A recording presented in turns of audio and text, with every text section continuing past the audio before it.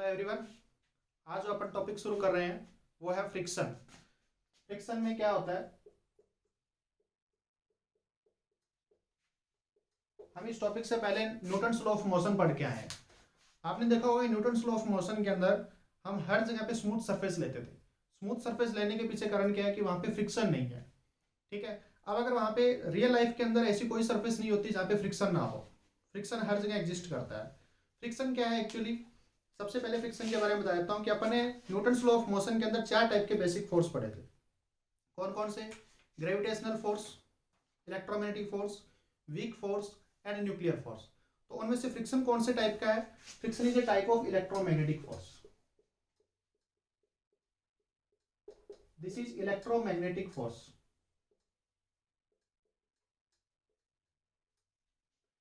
ये electromagnetic force है। दूसरा, ये कॉन्टैक्ट फोर्स है, नॉन कॉन्टैक्ट फोर्स है। तो ये कॉन्टैक्ट फोर्स है। इस टॉपिक में जो अपन फ्रिक्शन पढ़ रहे हैं वो एक्चुअली सॉलिड सरफेस के बीच में लगने वाला फ्रिक्शन पढ़ रहे हैं। ठीक है, दो सॉलिड सरफेस के बीच में जो फ्रिक्शन लगता है उसके बारे में अपन पढ़ने जा रहे हैं। तो ये एक इलेक्ट्रोमैग्नेटिक टाइप का फोर्स है और एक ये कॉन्टैक्ट फोर्स है। कॉन्टैक्ट मतलब अगर दो सॉलिड सरफेस कॉन्टैक्ट में आएगी तभी ये फोर्स लगेगा। ठीक है, अब फ्रिक्शन क्यों लगता है, सबसे पहले why does the friction act, इसका कारण पता करते हैं। हमने न्यूटन्स लॉ में पढ़ा था कि नॉर्मल फोर्स कौन सा होता है, नॉर्मल। और उस टाइम पे हमने ये बताया था कि नॉर्मल कॉन्टैक्ट फोर्स का वो कंपोनेंट है जो सरफेस के परपेंडिकुलर लगता है, और फ्रिक्शन कॉन्टैक्ट फोर्स का वो कंपोनेंट है जो सरफेस के टेंजेंशियल लगता है। मतलब जैसे दो सरफेस कॉन्टैक्ट में है, ऑब्वियसली कॉन्टैक्ट फोर्स है तो कॉन्टैक्ट में होना जरूरी है। तो अगर ये दो सरफेस कॉन्टैक्ट में है और इन दोनों सरफेस पे एक कॉन्टैक्ट फोर्स लग रहा है, कॉन्टैक्ट फोर्स का जो परपेंडिकुलर कंपोनेंट होगा, जो ये इनकी कॉन्टैक्ट सरफेस है इसके जो परपेंडिकुलर कंपोनेंट होगा वो कंपोनेंट नॉर्मल है, और जो कॉन्टैक्ट सरफेस के पैरेलल कंपोनेंट होगा वो कंपोनेंट फ्रिक्शन है। तो जो रिजल्टेंट फोर्स होता है वो एक्चुअली इस डायरेक्शन में लगा, रिजल्टेंट कॉन्टैक्ट फोर्स। और नॉर्मल और फ्रिक्शन इसके कंपोनेंट होते हैं, इसलिए अपन फ्रिक्शन को ये बोलेंगे this is not a contact force, this is component of contact force. यहां पे मेरे को कंपोनेंट वर्ड यूज करना चाहिए। ठीक है, which acts parallel to the surface. अब फ्रिक्शन लगता क्यों है इसके बारे में देखते हैं। जब कोई दो सरफेस के बीच में रिलेटिव वेलोसिटी हो, ठीक है, या फिर रिलेटिव वेलोसिटी होने की टेंडेंसी हो, तब फ्रिक्शन लगता है। रिलेटिव वेलोसिटी होने का मतलब क्या है कि जैसे ये दो सरफेस एकदम चल रही है, दोनों चल रही है, लेकिन दोनों के पास वेलोसिटी है, लेकिन रिलेटिव वेलोसिटी नहीं है। रिलेटिव वेलोसिटी क्यों नहीं है? क्योंकि एक सरफेस के रिस्पेक्ट में दूसरी सरफेस रेस्ट पे है। जितना नीचे वाली सरफेस चल रही है उतना ही ऊपर वाली सरफेस चल रही है। तो यहाँ पे इनके बीच में कोई रिलेटिव मोशन नहीं है। रिलेटिव मोशन कब होगा? जब एक स्लो चलेगी दूसरा फास्ट चलेगी, मतलब स्लिपिंग होगी। ठीक है, तो नीचे वाली धीरे चल रही है ऊपर वाली फास्ट चल रही है तो स्लिपिंग होगी तो मतलब फ्रिक्शन एक्ट करेगा। जब रिलेटिव मोशन होता है तो उस रिलेटिव मोशन का अपोज करने के लिए फ्रिक्शन लगता है, या फिर रिलेटिव मोशन होने की संभावना है, रिलेटिव मोशन अभी शुरू नहीं है लेकिन संभावना है तो फ्रिक्शन लगता है। तो ये दूसरी वाली जो बात है ना, ये बच्चों को समझ में नहीं आती सर संभावना में कैसे फ्रिक्शन लगता है, रिलेटिव मोशन तो अभी शुरू ही नहीं हुआ। इसके बारे में अपन इस चैप्टर में आगे डिटेल में पढ़ेंगे। तो रिलेटिव मोशन, जब रिलेटिव मोशन हो रहा है उस टाइम पे फ्रिक्शन लगता है, या फिर रिलेटिव मोशन शुरू होने वाला है उसकी संभावना है तब फ्रिक्शन लगता है। जैसे मान लेता हूं कि ये दो सरफेस है, अब इसका पूर्ण कारण क्या है?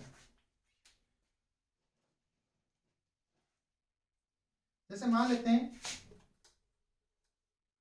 कि ये दो सरफेस है और इन दोनों सरफेस को मैं अलग अलग शो कर रहा हूं। अगर मैं इन सरफेस को अच्छे से जूम करके माइक्रोस्कोपिक लेवल पे देखूं तो ये दोनों सरफेस एकदम स्मूथ नहीं है, ऐसा एकदम जैसा अपने को प्लेन और चिकनी दिख रही है वैसे नहीं है। ये ऊपर वाली जो सरफेस है इसको माइक्रोस्कोपिक लेवल पे ऊपर वाली सरफेस को सरफेस 1 लिखा है और नीचे वाली सरफेस को सरफेस 2। ऊपर वाली सरफेस को अगर देखें तो ये सरफेस जो है वो कुछ इस तरीके से ऊपर खाबड़ है, और नीचे वाली सरफेस भी इसी तरीके से है ऊपर खाबड़, लाइक दैट। तो कहीं ना कहीं जब ये सरफेस कांटेक्ट में आती है तो एक सरफेस जब दूसरी सरफेस को प्रेस करती है मतलब नॉर्मल फोर्स लगता है। तो क्या होता है ना कि इन दोनों सरफेस के बीच में इंटरलॉकिंग हो जाती है। इंटरलॉकिंग कैसे हो जाती है? जैसे ऐसे इस तरीके से इंटरलॉकिंग हो जाती है। तो जब एक सरफेस ऊपर वाली सरफेस मूव, ये ब्लॉक है ऊपर वाला और ये नीचे वाला ग्राउंड है, तो यहाँ पे इंटरलॉकिंग होगी। जैसे ये सरफेस जो है उसके साथ इंटरलॉकिंग होगी इन दोनों के बीच में।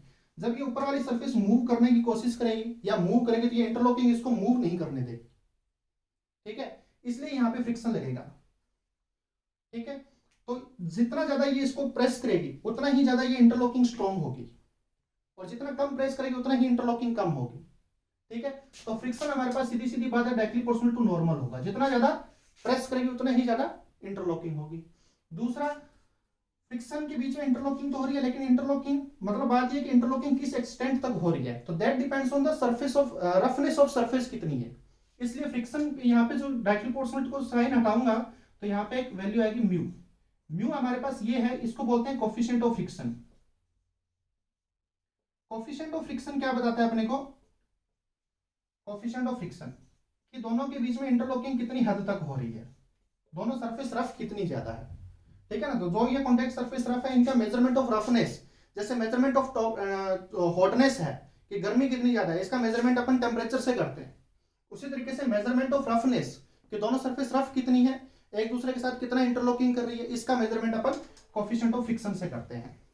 ठीक है, तो यहाँ पे फ्रिक्शन इतना लगने की संभावना है। अब अपन बात करेंगे कि ये फ्रिक्शन ऑलवेज इतना नहीं होता, इससे कम भी होता है कई बार, लेकिन उसके बारे में बाद में बताएंगे कि कब कम होता है।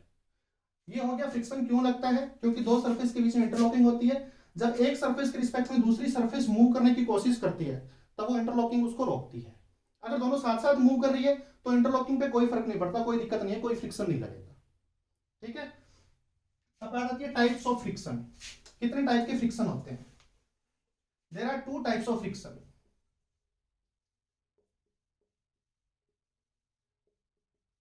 Types of friction, so there are two type of friction acts. One is kinetic friction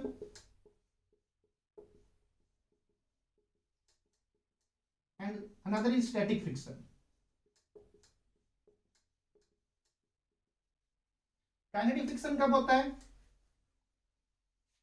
जब दो सरफेस के बीच में रिलेटिव मोशन होना शुरू हो गया। रिलेटिव मोशन, काइनेटिक वर्ड कब यूज करते हैं? मोशन से रिलेटेड है काइनेटिक, जैसे काइनेटिक एनर्जी। जब दो सरफेस के बीच में रिलेटिव मोशन होना शुरू हो चुका है तो उस रिलेटिव मोशन को खत्म करने के लिए काइनेटिक फ्रिक्शन लगता है। उस टाइम पे जो भी फ्रिक्शन लगता है उसको काइनेटिक फ्रिक्शन बोलते हैं। स्टैटिक फ्रिक्शन क्या है? स्टैटिक वर्ड जब भी यूज करते हैं इसका मतलब होता है समथिंग रिलेटेड टू रेस्ट, मतलब नॉट इन मोशन। तो यहां पे पर रिलेटिव मोशन की बात कर रहे हैं। तो स्टैटिक फ्रिक्शन का मतलब क्या है कि जब दो बॉडी के बीच में रिलेटिव मोशन शुरू नहीं हुआ है, not in motion, relative motion शुरू नहीं हुआ लेकिन मोशन, रिलेटिव मोशन शुरू होने की संभावना है, उस टाइम पे जो फ्रिक्शन लगता है दैट इज स्टैटिक फ्रिक्शन। तो इन टॉपिक्स को अपन अभी डिटेल में पढ़ेंगे, काइनेटिक फ्रिक्शन कब कब लगता है और काइनेटिक फ्रिक्शन की डायरेक्शन क्या होगी। ठीक है, थैंक यू।